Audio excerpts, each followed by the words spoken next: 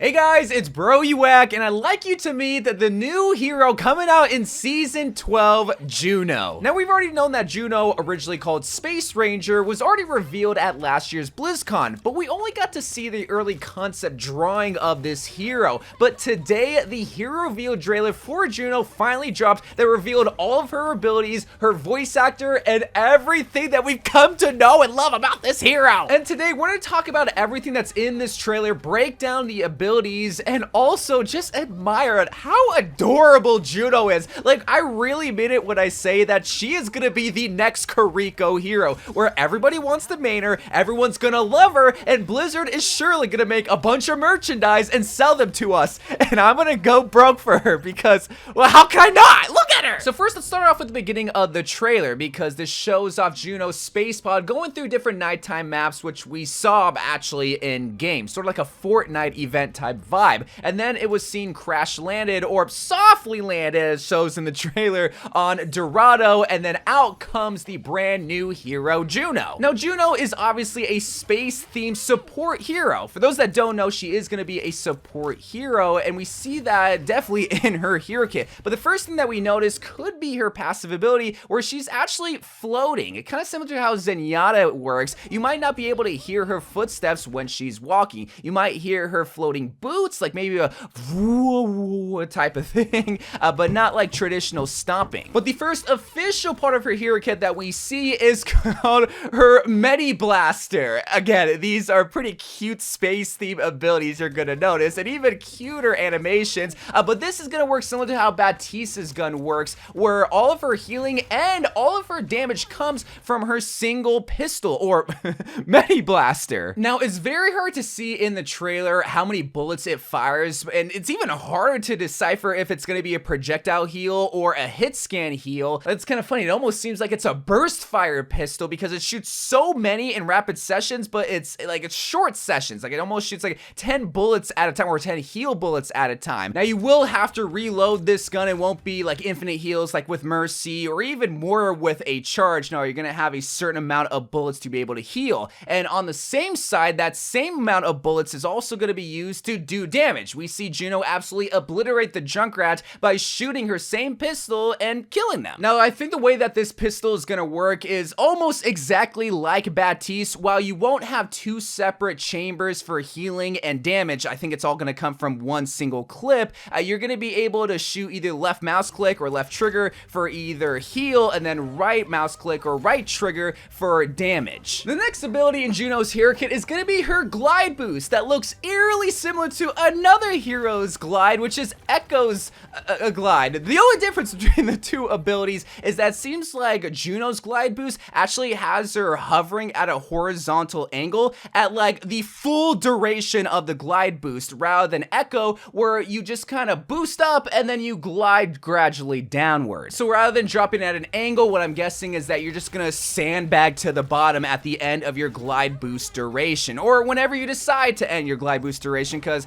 I'm sure they're gonna have that capability for this ability. And I think it's really funny to note here that Juno's melee might actually involve her kick, which the only other hero that I can think of right now that has a kick as a melee is with Zenyatta, which is really cool to see. Like, Juno's kind of low-key stealing Zenyatta's vibe here with the floating, with the kicking, and everything. The next ability up is her Pulsar Torpedoes. Now, this is a really interesting ability because you see Juno float up in the air with her glide boost and then pull out her Pulsar Torpedoes, and it almost seems like it only locks on to the enemy with those little red triangles, but you instantly see the torpedoes go and heal her allies, and then eventually land on the enemy and absolutely explode on them. This is clearly a line of sight ability that looks super overpowered in the trailer, I'm not gonna lie. But I want you guys to know that whenever it comes to these kind of hero trailers, they do it in a way to try to like emphasize how good a hero could be, when in reality, they're probably not gonna be the super overpowered. Like, if you think a Pulsar Torpedo is gonna be able to lock on to the enemy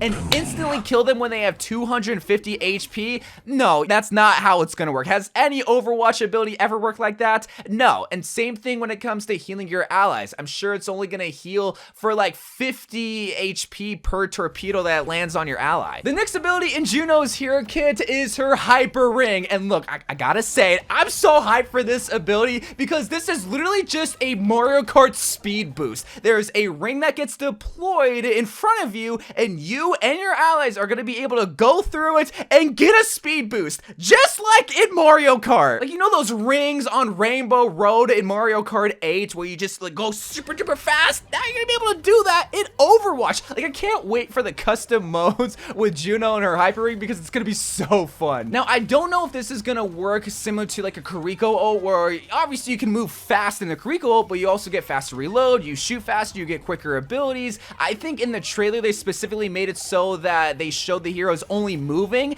because I'm guessing you're only gonna be getting a speed boost through the ring, not like a faster reload or anything. Then finally, what is probably the coolest way to show off a new hero's ultimate, we got Juno's Orbital Ray. And just look at this animation, look at this trailer showing off this hero's ult. It is so cool. Now, it's kind of hard to tell what this ability does because you don't really see the heroes getting a speed boost. You can't really tell if the heroes are getting a damage boost. You just see this ring kind of moving forward with the team, and that's it. But clearly, this is her ultimate ability. This is the ability of all abilities in Juno's hero kit, so it has to do something big, right? And my guess is that you're going to be getting a damage boost in this ring. Now, this is just based on the trailer because we see May absolutely Glock Mauga, and I think they want to use this time to show what you get with this ability, which is a damage boost. But for all we know, we could also be getting our cooldowns cut in half, which again, they can't really show off in the trailer, or maybe faster ultimate charge or something. Again, this is a support ability, so you're obviously going to be supporting your team, and what better way to support your team than by buffing them, either through cooldowns or ultimate charge or whatever. That would be a unique way to help support the team. And after showing off her ultimate, she shows off what I'm guessing are going to be one of her highlighted intros that's going to be coming out on August 20th. That's when Juno and Season 12 is set to release. And